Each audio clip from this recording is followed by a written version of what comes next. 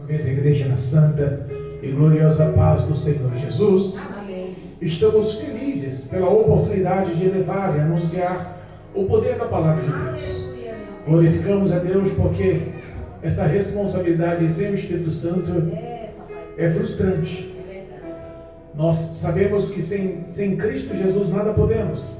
Sem a presença do Espírito de Deus nada somos. É verdade. E glorificamos porque o Senhor nos dará graça para essa noite levarmos o poder vivo dessa palavra a muitos que nos ouvem e nos acompanham, em nome de Jesus. Amém? Amém. Deus me dera uma palavra que está no livro de Juízes, capítulo 7. Juízes, capítulo 7. Aos que nos acompanham através do YouTube, do Facebook, em nome de Jesus, se possível, pegue um exemplar bíblico para a glória de Deus e acompanhe a meditação, a leitura da palavra, em nome de Jesus. Juízes, capítulo 7, para a glória de Deus Pai. Amém? Louvado seja Deus. Juízes fica depois de Josué. Amém? Amém. Louvado seja Deus. Isso, Juízes capítulo 7. Glória a Deus. Juízes capítulo 7, para a glória de Deus Glória a Pai. Deus. Amém? Amém. Diz assim o tema da leitura: Gideão com 300 homens vence os midianitas. Eita. Versículo 1. Então Jerubaal, que é Gideão, se levantou de madrugada, e todo o povo que com ele havia, e se acamparam junto à fonte de Arode, de maneira que tinha o arraial dos midianitas para o norte, pelo outeiro de Moré, no vale. E disse o Senhor a Gideão: muito é o povo que está contigo, para eu dar os midianitas em sua mão, a fim de que Israel não se glorie contra mim, dizendo: a minha mão me livrou. Agora, pois, apregoa aos ouvidos do povo, dizendo: quem for covarde e medroso, que volte e vá apressadamente às montanhas de Gileade. Então voltaram do povo 22.000, e 10.000 ficaram.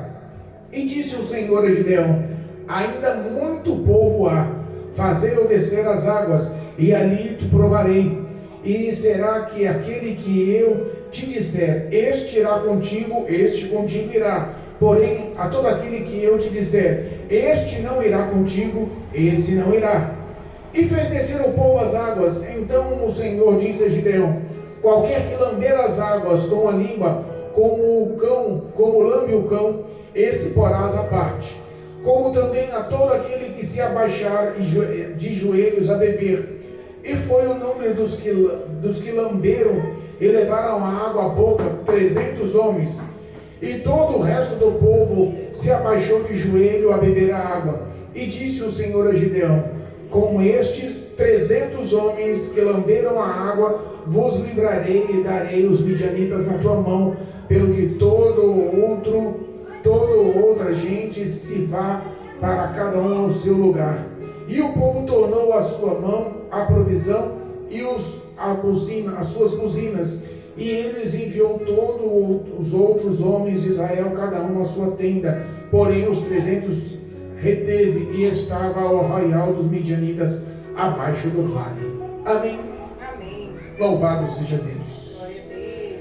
Hoje nós temos uma meditação extremamente poderosa, né? Aleluia. Sabemos que a história sobre Gideão não começa no capítulo 7, ela começa no capítulo 6. Nós temos entre o capítulo 7 e o capítulo 6 65 versículos para a meditação, e eu li só até o versículo 8, mas nós entendemos que nós vamos dar uma meditação, uma beliscada em cada um dos versículos, para que possamos levar o que Deus tem ao meu coração, ao coração dos que nos ouvem, vindo dos céus. Amém? Aleluia. Amém. Sabemos que o povo de Israel estava em uma vida de regalo. Verdade.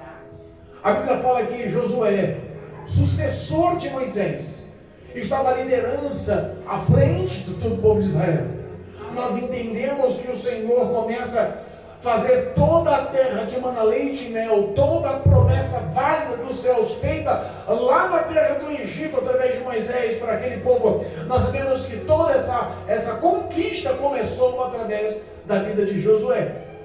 Josué lidera o povo, e batalhas acontecem, conquistas acontecem, cidades são conquistadas, os povos que eram contra foram vencidos, grandes, pequenos exércitos, cidades armadas, e toda a estrutura que aos olhos humanos seria impossível a conquista, Deus coloca nas mãos do povo de Israel a conquista, porque Ele prometera. E a palavra do Senhor, eu costumo dizer que promessa do Senhor é fato concreto, é fato real, é fato realmente verdadeiro, não volta atrás.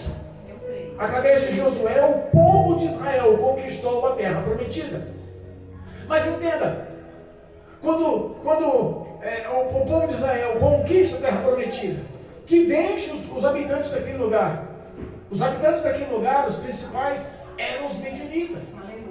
A Bíblia fala que por 40 anos eles ficaram sem nenhum tipo de batalha, sem nenhum tipo de guerra, de batalha, de briga, de contenda. Eles ficaram em paz por 40 anos. Eu imagino a cabeça das gerações que estavam nascendo, os pais contando aos filhos: olha, meus filhos, estamos vivendo nessa terra deleitosa, estamos comendo e bebendo o que há de melhor, estamos em paz, sem batalhas e sem guerras. Mas no passado, o nosso histórico passado vem de escravidão, vem de dor, vem de lamúrias, vem de dificuldades. Mas existe um Deus que se revelou ao nosso pai Abraão, pai da fé, e através dele houve a origem do povo de Israel, que somos nós. E Deus, lá da terra do Egito, ouviu as nossas orações, nos tirou das garras da escravidão, nos livrou dos egípcios, nos atravessou o mar vermelho, cuidou de nós em toda a travessia por 40 anos no deserto, em tudo supriu as nossas necessidades, nos prometeu a terra que hoje vivemos, essa terra deleitosa, essa terra verdeante, essa terra com todo tipo de graça que vivemos. Eu imagino 40 anos depois da conquista, só houve bonança, e entenda, quando a gente que é crente, a gente que está na presença de Deus, a gente que está perante a face do Senhor, começa a viver uma fase só de bênção, sem luta, sem prova. Pastor, que história é essa? A minha cruz tem que ser levinha, esse negócio de cruz pesada aí não é comigo não. Se eu pudesse, eu punha até rodinha na minha cruz para não machucar quando eu fosse carregar. Se eu pudesse escolher a matéria-prima da minha cruz, eu queria uma cruz de isopor, para mim não carregar, não se cansar, não fadigar. Mas entenda, muitas das vezes Deus prova o homem. Muitas das vezes Deus prova o homem e prova de formas difíceis. E as principais ações de provações é quando há desobediência. A Bíblia fala que o povo de Israel fez o que era mal aos olhos do Senhor. O que nós possamos entender, o que era mal aos olhos do Senhor, 90% das coisas que o povo de Israel fazia, que realmente entristecia o Senhor, era idolatria a outros deuses. Era a convocação de se curvar e adorar a outras imagens. A prostituição espiritual era uma coisa rotineira. O povo de Israel tinha um misto na sua história, um misto de estar em paz e bem com o Senhor, e um misto de estar sendo castigado em prova pelo próprio Senhor. Quem mandava no povo, quem cuidava do povo, quem orientava o povo, quem abençoava o povo e também quem exortava o povo e quem castigava o povo era o próprio Senhor. Os inimigos só prevaleciam em cima do povo de Israel porque o Senhor prometera. E o Senhor prometera a vida plena, abundante, se houvesse a obediência. Mas quando o povo entrava em desobediência, como um pai castiga e corrige o filho, Deus castigava o povo de Israel. Meu Deus. A Bíblia fala que por Deus houve um castigo. Deus entregou o povo de Israel nas mãos dos medianitas por 7 anos. 7 anos de provações, 7 anos de luta, 7 anos de dificuldade. Que provações era essa? O povo dos midianitas e os demais que estavam a leste, todos se reuniram. E o propósito não era a necessidade de alimentos ou de conquistas. O negócio era só destruição, era só maldade. Que história é essa, pastor? Olha só, se nós pegarmos aqui, louvado seja Deus, se nós pegarmos o capítulo 6, louvado seja Deus, capítulo 6, o versículo 3, dizia assim, ó: porque sucedia que, semeando Israel, subia os medianitas e os amalequitas, também os do Oriente, contra eles subiam, e punham-se contra eles em campo, e destruíam a novidade da terra, e até chegarem a Gaza, e não deixavam mantimento a Israel, nem ovelhas, nem bois, nem jumentos. Entendam, o propósito deles não era roubar os alimentos, mas era destruir os alimentos. Como uma nuvem de gafanhotos, eles chegavam em cima dos plantios, em cima da novidade da terra, em cima do que eles araram, cuidaram, plantaram, regaram. No momento da colheita, viam os medianitas, os amalequitas e todo o povo se reunia com o único propósito de crueldade e de maldade: vão empobrecer, vão destruir, vão botar esse povo para passar fome, vão colocar esse povo à míngua, a pobreza, a miséria. E o propósito do povo contra Israel não era outro. Eles não vieram para roubar o mantimento. Eles não vieram porque eles tinham necessidades de alimento, financeiras. Não. Eles chegaram só para destruir. O papel de Satanás: roubar, matar e destruir. Nós vemos que, quando nós vemos que Deus, no versículo do capítulo 6, no versículo 1, diz, a parte B do versículo: e o Senhor os deu na mão dos midianitas por 7 anos. Esse Senhor escrito é com S maiúsculo. Não é outro Senhor a não ser o nosso Deus Todo-Poderoso. Foi Deus quem colocou Israel na visão dos midianitas, para que eles verdadeiramente por 7 anos tivessem essas ações. Tradução: Deus tirou a proteção do povo de Israel e permitiu que o inimigo tomasse a frente, permitiu que o inimigo entrasse com destruição. Eles ficaram por 40 anos vivendo em bonança, mas decidiram entrar em desobediência. Repara, se nós vivemos muito sobre a face da terra, com tudo indo muito bem, você vê que você tem comunhão com o mundo, você vê que as conquistas são fáceis, você vê onde você põe a mão prospera com facilidade, você vê que os que estão vivendo em pecado têm comunhão facilitada com você, e em vez de você influenciar, você é influenciado. Você vê que as trevas já não se levantam contra. Você vê que as trevas já não há nenhum tipo de ataque, de retaliação. Então entenda que se a situação está muito aplausível espiritualmente nos dias atuais, pode ser que você esteja vivendo uma vida de mornidão espiritual, uma vida de um sono espiritual. E quando a pessoa dorme, lembra o que diz a palavra lá sobre a parábola do semeador? Quando o homem, o dono da fazenda, dormia, os desempregados dormiam, o inimigo vinha e plantava o joio junto ao trigo. Meu Deus. Então era mais ou menos o que estava acontecendo. O inimigo tinha tomado a frente daquela situação. O ato da destruição e da falência, da miséria do povo de Israel não era uma coisa que estava fora do comando e do controle de Deus. Mas aquele povo chegou numa miséria tão grande, as necessidades foram tão grandes que eles voltaram a orar ao Senhor. Não há saída. 7 anos, não tem como. Nós não vamos ficar mais, não vamos aguentar mais um ano. A situação ficou calamitosa, voltaram a orar a Deus. E a Bíblia fala que Deus levanta um profeta e nem fala o nome do profeta. Não tem rei, não tem nenhum governante. O que reinava naquela época eram os juízes. E a Bíblia levanta um profeta, ao qual era anônimo, e diz: o próprio Senhor dizendo ao povo de Israel: estão orando por mim agora? Estão buscando a minha face agora? A dor está difícil, a fome está difícil, a miséria está assolando. Agora vocês estão sentindo na pele, estão clamando a mim. Eu tirei vocês da terra do Egito, eu fiz promessas em cumprir, eu amo vocês, não há nada que eu não possa fazer por vocês. O que eu queria só era obediência e fidelidade.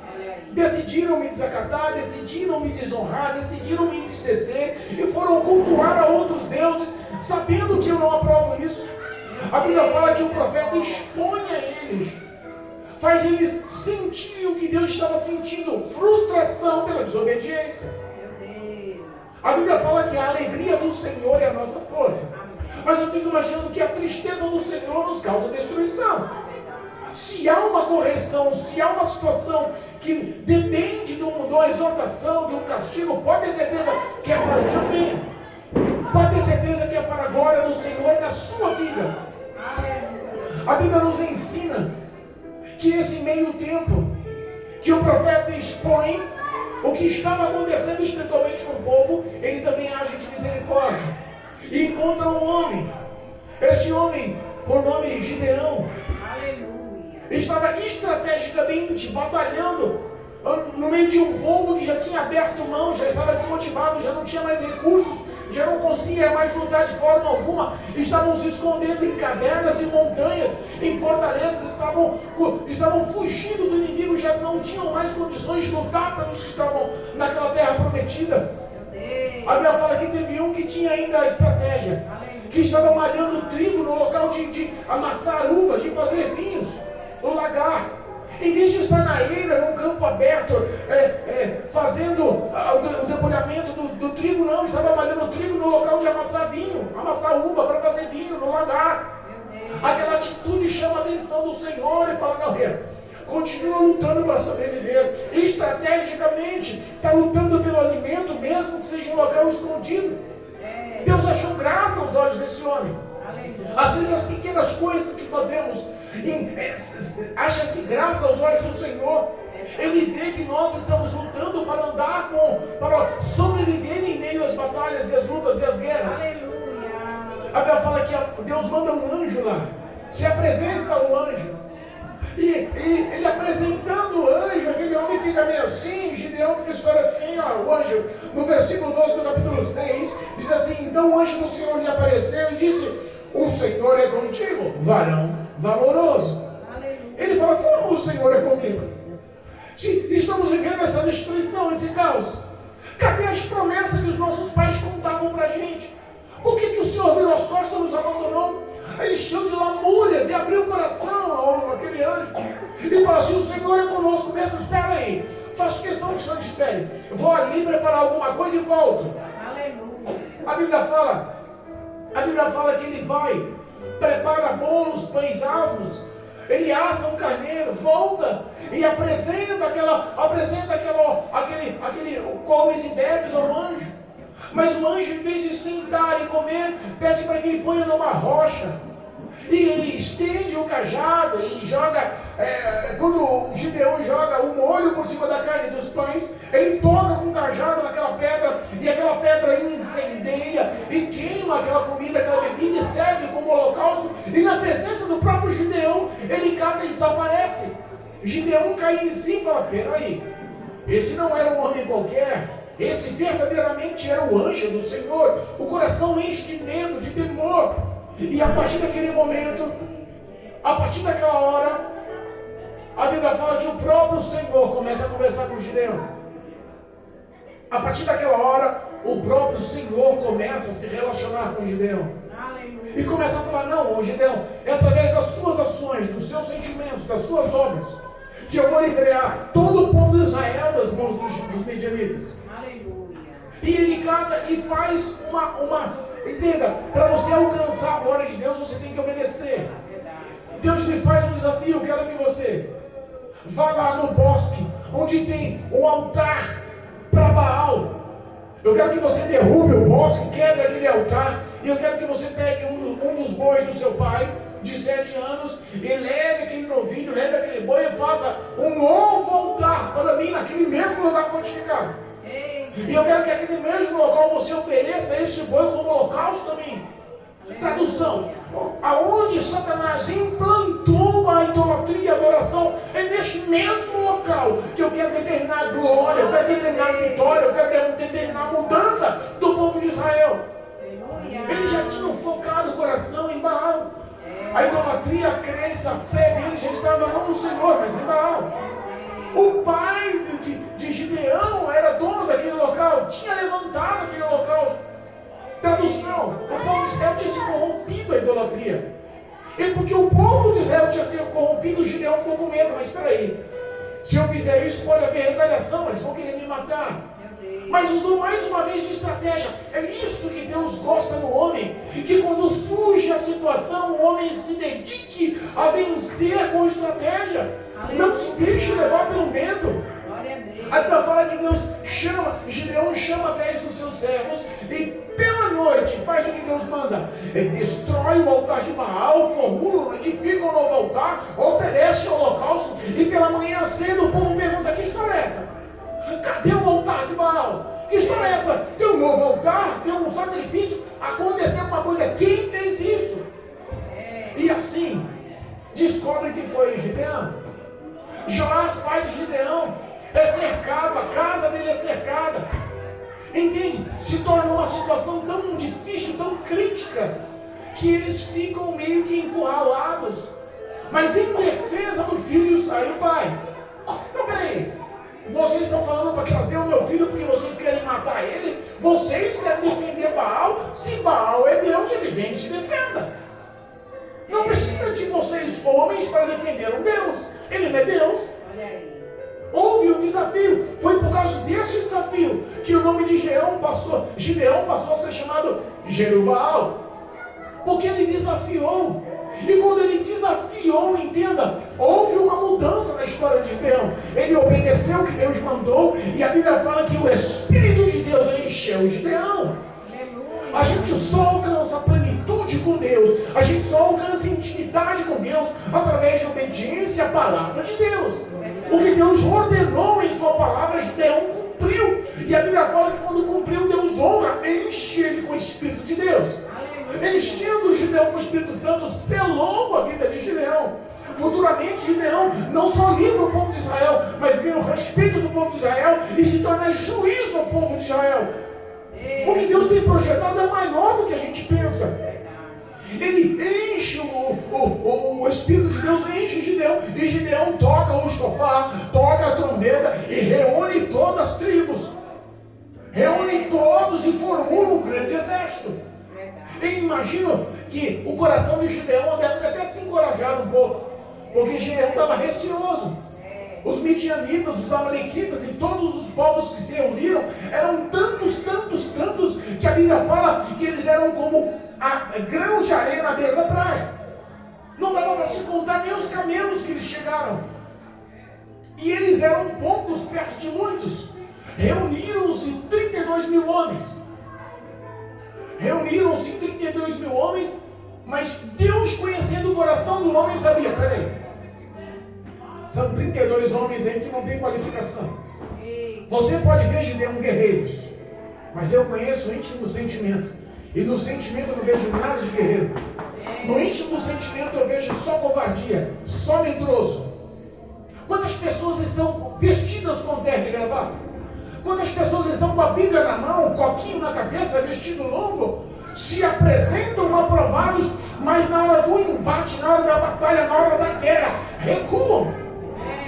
Chama a responsabilidade para outra. São pessoas que não têm intimidade, não estão cheias do Espírito Santo, vivem uma vida de aparência. Como assim, pastor? Pessoas que não têm vida de oração, pessoas que não têm vida de jejum, pessoas que não têm vida de meditação e prática da palavra, pessoas que não vivem a verdade, pessoas que não andam na justiça, pessoas que não praticam o amor, são pessoas que não têm reserva de azeite, pessoas enfraquecidas, aprovadas nos olhos dos homens, mas rejeitadas por Deus.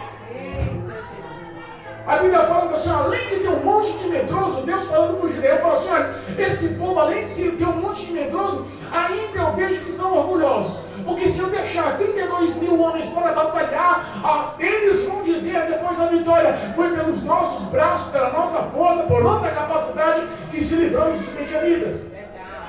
Deus olha e fala: Gideão, dá um grito nesse povo aí, manda todo covarde medroso voltar para casa. Quando Gideão se impõe, cheio de Deus, e fala: todo o time de covarde volte, 22 mil de 32 mil voltam. Sobra 10 mil.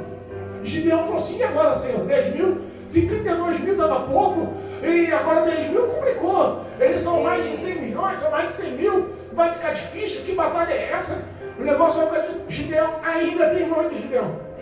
Eu não preciso de número de pessoas, eu preciso de qualidade de pessoas, eu não preciso de igrejas cheias, eu preciso de pessoas comprometidas, eu preciso de obediência, a fidelidade à minha palavra. Eu não preciso de aparência, eu não preciso de número, eu preciso de pessoas fiéis.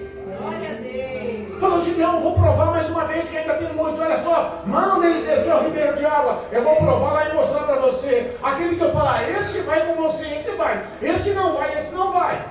Aleluia. Quando forem beber água, vê, Gideão, a prudência deles, a sensatez dele, a vigilância deles. Eles são soldados, tem que comportar-se como soldados. Nós estamos numa batalha espiritual na igreja, vivemos essa guerra espiritual. O que nós temos que ter em mente é que temos que ser sóbrios, sensatos, vigilantes.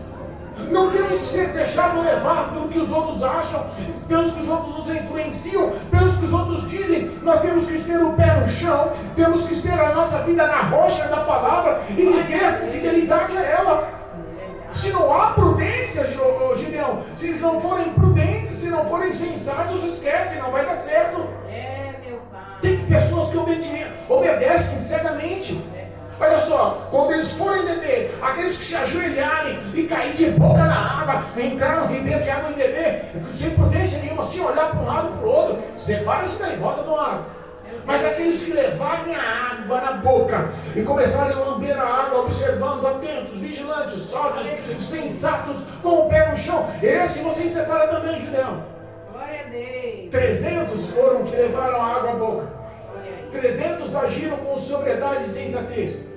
300 de 32 mil. 300 aos olhos de qualquer um falar assim, Gideão está maluco? Será que Deus está com Gideão mesmo? Ou será que Gideão está pirando? Porque a história de enfrentar um exército de mais de 100 milhões com 300 homens é uma coisa meio complicada. Gideão não vai dar certo. Os covardes falam. Os medrosos falam. Aqueles que não têm vida no altar falam. Às vezes olham para a pessoa e falam, você sozinho? Esquece. Mas entendi com Deus é a maioria. Deus não precisa do homem para agir. Deus não precisa da sua fé, da sua capacitação, da sua formação, da sua teologia. Não precisa do seu cargo eclesiástico, não precisa da sua carteirinha de pastor. Ele não precisa de você. O que ele precisa é de fiel. O que ele precisa é de crente obediente. Obrigado. 300. Gideão e fala, Senhor, ó, reuniu, está aqui os 300. Mas posso falar uma coisa para o Senhor, Gideão? Ô Senhor, posso falar uma coisa para o Senhor? No íntimo do meu coração, quando o Senhor falou para aqueles lá, os tímidos e covardes voltam, eu quase voltei, Senhor, eu também estou com medo. Senhor, o Senhor me chamou para liderar o povo contra os midianitas, o Senhor falou que vai me dar o povo nas mãos, mas eu também estou com medo. Mostra mais uma vez para mim, Senhor, que o Senhor achou graça, e mostra mais uma vez para mim que verdadeiramente o Senhor vai me dar a vitória nessa batalha. Deixa eu fazer um teste com o Senhor. Irmãos, isso é intimidade. Aleluia. Não é errado você expressar ao seu medo, a sua ansiedade a um Deus Todo-Poderoso. Ele te conhece. Nada passa desapercebido aos olhos do Senhor. Glória a Deus. Ele cai e começa a conversar com o Senhor. Senhor, faz o seguinte, eu vou pegar um novelo de lã aqui, ó. Eu vou botar lá na eira. Vou botar lá pro lado de fora. Só aqui, ó. Quando virar a noite, faz um favor para mim, deixa tudo sequinho ao redor e deixa só o orvalho molhar esse novelo de lã. Se o senhor fizer essa coisa, é meio impossível. Não há como o orvalho cair no campo e molhar toda a terra e não molhar o novelo de lã, ou molhar só o novelo de lã e não molhar toda a terra. Eu preciso desse sinal, me ajuda, Senhor. Como o Gideão falou, aconteceu. No outro dia ele pega o novelo de lã, espreme e enche um copo com a água do orvalho. Ele fala mais uma vez de novo, Senhor, vamos me meter agora, deixa a terra molhada e o novelo de lã seco. Entenda, quando nós olhamos para si, nós vemos fragilidade. Nós vemos um ser humano fraco, falho, errante. Gideão, ele estava com medo, mas ele estava com medo do ministério dele falhar. Ele estava com medo de se incumbir dessa responsabilidade e não verdadeiramente estar na presença de Deus. O que ele queria era que o ministério dele realmente rendesse este fruto de vitória. Mas ele não tinha firmeza em si que Deus estava com ele. Foi por isso que ele falou, atende, Senhor, o meu pedido e mostra para mim, para que esse medo meu saia, para que essa fraqueza minha suma. Eu quero saber verdadeiramente que o Senhor está comigo. E do jeito que ele pediu, o Senhor Senhor fez. Uma noite o novelo saiu molhado e a terra seca. Na outra noite o novelo saiu seco e a terra molhada. Não tem dúvida não. Agora é nós. Vou reunir os 300 e vou começar a explicar para eles. Olha só, vocês vão levar na sua mão um vaso, vocês vão levar em sua mão uma trombeta, um chofar, e vocês vão levar também nas suas mãos uma tocha de fogo. E vocês vão fazer o que eu fazer. O jeito que eu fazer, vocês vão fazer. Em canto à noite, o Senhor fala para o Gideão: Gideão, eu conheço teu coração, Gideão. Eu sei que você já está encorajando os 300. Eu sei que você está na liderança. Eu sei que você fez essas duas provas comigo, eu te provei. Mas eu conheço o teu coração, Gideão. Eu sei que no íntimo, quando você vê aquele número de soldados, de inimigos, você vai balançar as pernas. Porque até agora você não entendeu o que eu vou fazer. Até agora você não conseguiu captar a ação poderosa que já está trabalhando em teu favor. Não é quando você pensa que vai acontecer, já está acontecendo. A batalha já está sendo em teu favor agora. Faz o seguinte, Gideão, levanta aí, é noite, vai lá no acampamento do inimigo, vai lá na beiradinha e ouça o que eu estou fazendo em teu favor. No mínimo, o Senhor olhou o coração de Gideão. Gideão pensou assim: vou nada, vou não. Eu sei, Gideão, você está com medo. Faz o seguinte, leva o teu servo, leva o teu amigo Purá, vai vocês dois. Um vai encorajar o outro. Você vai falar com ele, ele vai falar com você, vai haver testemunha e você vai ver quão grande obra eu já estou realizando em teu favor. A Bíblia fala que os dois descem à beira do acampamento, pertinho, no limite do acampamento do inimigo, e quietinho começam a ouvir o que está acontecendo. Quietinho na noite, está lá os amalequitas, os midianitas e todo aquele povo, aqueles centenas de milhares de inimigos acampados, todos já comandados, prontos para a batalha, todos cheios de ira, todos homens guerreiros fortes. Eles olham e falam: meu Deus, e agora? O que o Senhor quer me mostrar aqui? Daqui a pouco, naquele silêncio, um levanta, acorda de noite, chama o companheiro na tenda e fala: rapaz, eu tive um sonho complicado. Que sonho é esse? Eu sonhei que uma torrada de pão queimada descia do monte e batia sobre a tenda e rolava no acampamento e derrubava tudo. O outro falou: rapaz, que sonho, eu também tive esse sonho. E ó, só tem um significado desse sonho: a espada de Gideão está com o Senhor e ele nos deu a mão de Gideão. Glória a Deus. Gideão ouviu o sonho, Gideão ouviu a explicação do sonho, e quando Gideão entendeu, olha para Purá, seu amigo, e começa a glorificar a Deus na beira do acampamento inimigo e fala: verdadeiramente Deus já deu em nossas mãos os nossos inimigos, os amalequitas, os midianitas e todos os outros povos. Eles estão verdadeiramente no íntimo do coração com medo da gente. Ele nem sabe que só somos 300. Eles nem entendem que a nossa armada de guerra só é 300. O que Deus vai fazer, eu não sei. Mas eles estão com medo da gente, eles estão. Aleluia. E aí então desenrola na história, irmãos, entenda. Existia uma lenda urbana naquela época de que qualquer exército inimigo que lutasse contra o povo de Israel, existia uma lenda que os que morreram do povo de Israel voltariam em espírito para atormentar aqueles que mataram do povo do Senhor. Então aquela lenda, aquele terror, aquele pânico, Deus é especialista em causar pânico no inimigo ao teu favor. Aleluia. Aquele pânico dominou o povo. De repente, por volta da meia-noite, volta lá Gideão e os 300. Vão fazer o mesmo que eu ensinei. O que eu fizer, vocês vão fazer. Vão dividir os 300 em 3 grupos. Você fica naquele ponto estratégico, os outros 100 ficam naquele ponto estratégico, e eu vou com outros 100 para aquele ponto estratégico. Quando eu fizer, vocês imitam. Pouco mais da meia-noite, Gideão toma a frente. O que ele faz, os 100 que está com ele faz, e os outros 100 de um lado e os outros 100 do outro, no ponto estratégico, com o acampamento do inimigo embaixo, todos vêm na noite, no calar da noite, no escuro da noite. A Bíblia fala que de repente toca a trombeta. Glória! De repente os vasos se estouram.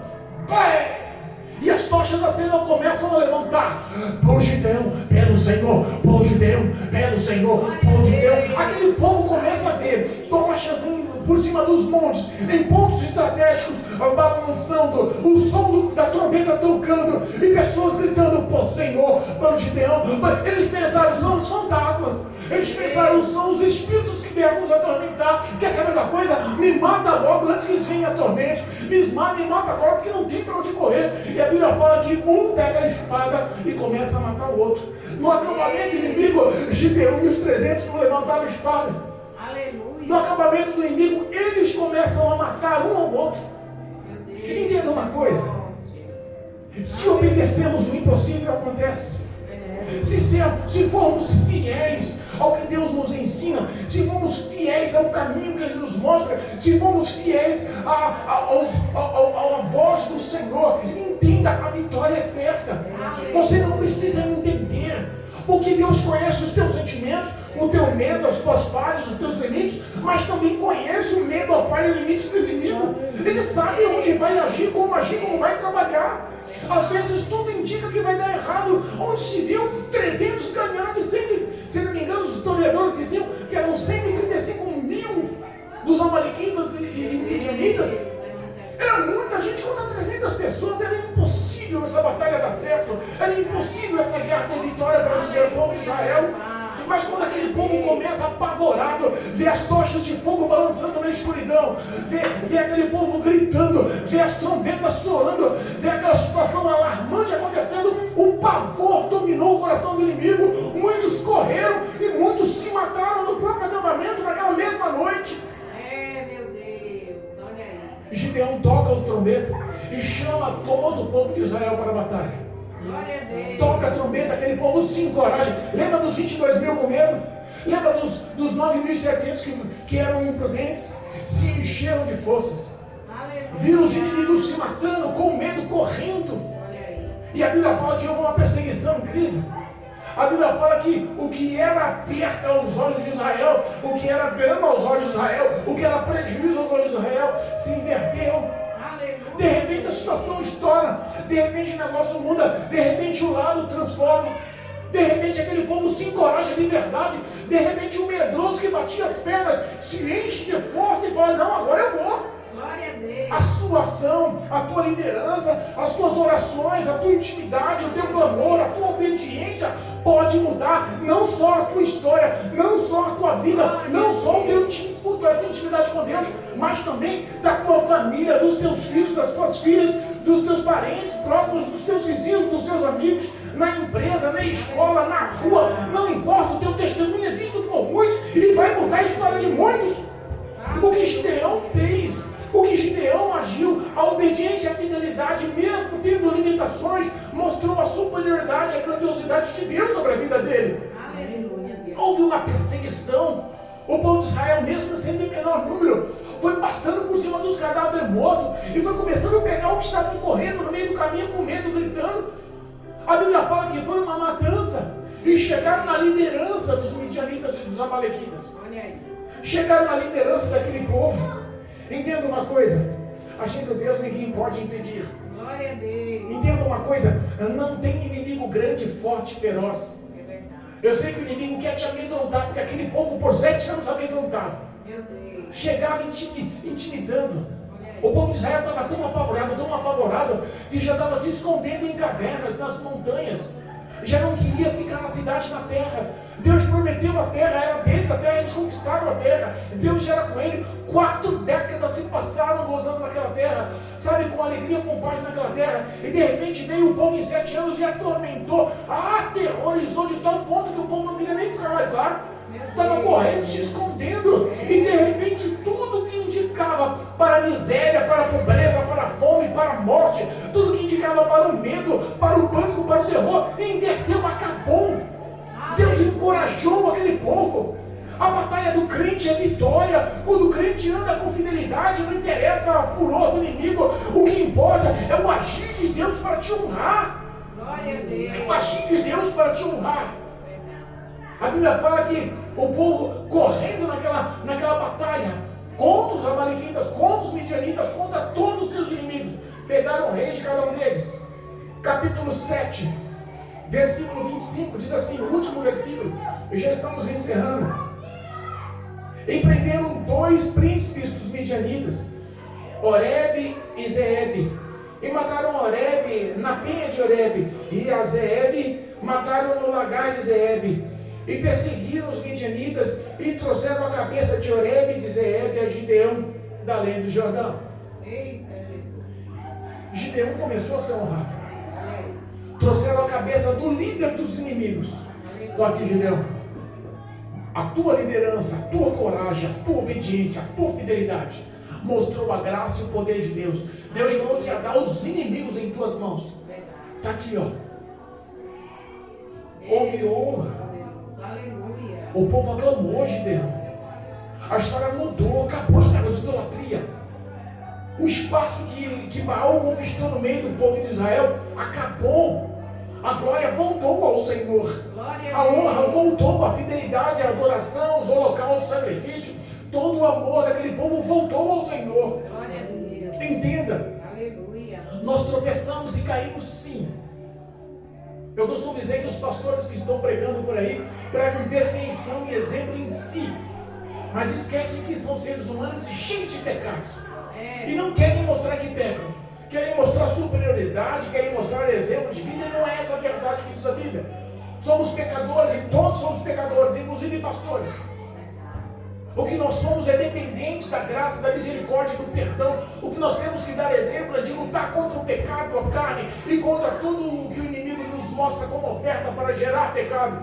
Meu Deus, é verdade. Aquele povo reconheceu a liderança de Gideão. Aleluia.